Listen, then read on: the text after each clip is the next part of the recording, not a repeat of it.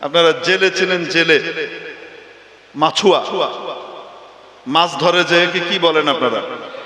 জেলে। এক জেলে অনেক বড় এক মাছ ধরেছে।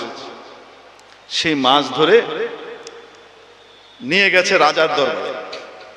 বিশাল সাইজের মাছ, মনে করেন ইয়া বড়, এত বড় যদি একটা কাতলা মাছ ধরা পড়ে আপনাদের এই নদীর নাম কি? ইছামতি নদীতে। এত বড় কাতলা মাছ তো আর ধরা পড়ে না। এত বিশাল মাছ নিয়ে গিয়েছে রাজার দরবারে। রাজা খুশি হয়ে বলে দিলেন, খুব ভালো তো, ওকে 4000 দিনার দিয়ে দাও। কহাজার দিনার? 4000 দিনার। দিনার মানে স্বর্ণ মুদ্রা। একটা স্বর্ণ মুদ্রা, মনে করেন আপনি একটা স্বর্ণ মুদ্রার মধ্যে প্রায় 1 তোলার মতো সোনা থাকে। এবার আপনি হিসাব করেন 4000 তোলা স্বর্ণের দাম কেমন হতে পারে? হ্যাঁ, 75,000-এর উপরে। এখন 75,000-কে আপনি ওই 4000 দিয়ে গুণ দেন মিনিমাম। এবার দেখেন কত কোটি টাকা হয়। এখন ও বেটা ঝুড়ি ভর্তি করে এই দিনার নিয়ে চলে যাচ্ছে, খুব খুশি।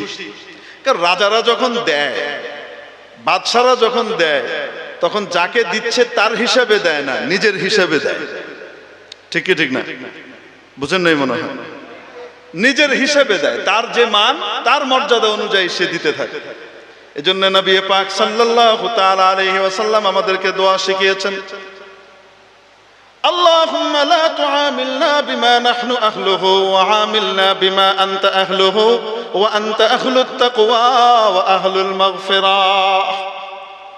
আয় আল্লাহ, আমরা যার উপযুক্ত, আমরা যে জিনিসের উপযুক্ত, সে হিসাবে আপনি আপনার আচরণ আমাদের সাথে করেন না। মাবুদ রে, আপনি আপনার শান, আপনার মান অনুযায়ী আপনার হিসাবে আপনি আচরণ করেন।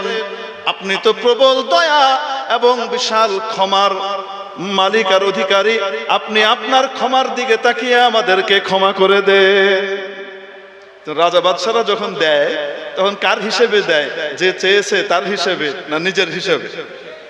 এখন বলেন তো, একটা মাছের দাম যতই হোক না কেন 1 লাখ টাকার বেশি তো আর হবে না। কিন্তু কয় লাখ টাকা দিয়ে দিয়েছে হিসাব করে নেবে। এখন যখন এই মাথায় করে ঝুড়ি নিয়ে চলে যাচ্ছে, পাশে রানী বসা। তো রানীর মন এমন এমন করছে, কুচকুচ কুচকুচ করছে। মানে এত টাকা নিয়ে চলে গেল, এত টাকা দিয়ে দিল একটা মাছের ব্যাপারে, এটা কোনো কথা? তো এখন